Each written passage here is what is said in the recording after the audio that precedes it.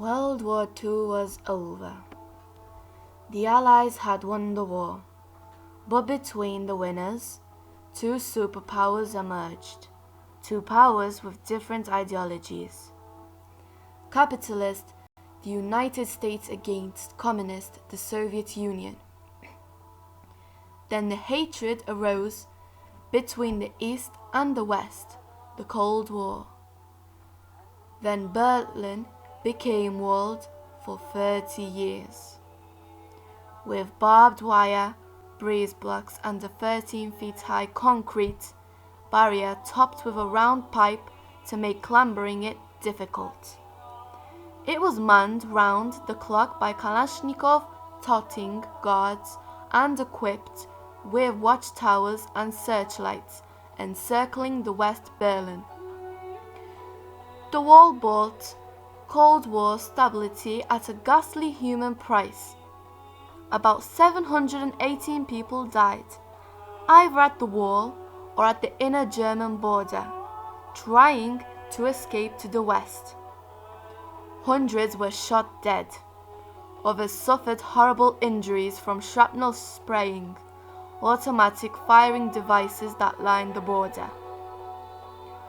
Quoting Independent, it had been constructed overnight, and on the night of the 9th of November 1989 it fell, with thousands of East Germans travelling to the barrier to demand the gate be opened.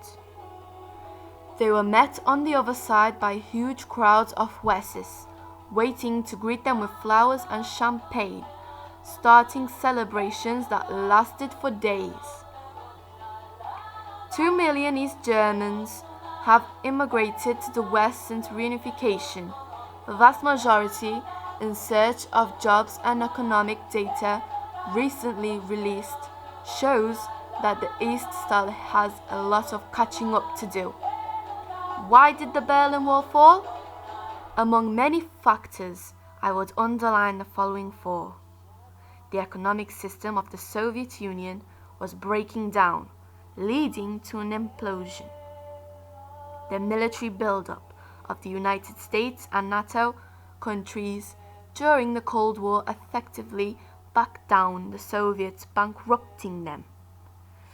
The extended empire of the Soviets became too large to govern effectively, and it collapsed from its excessive weight and dysfunctionality.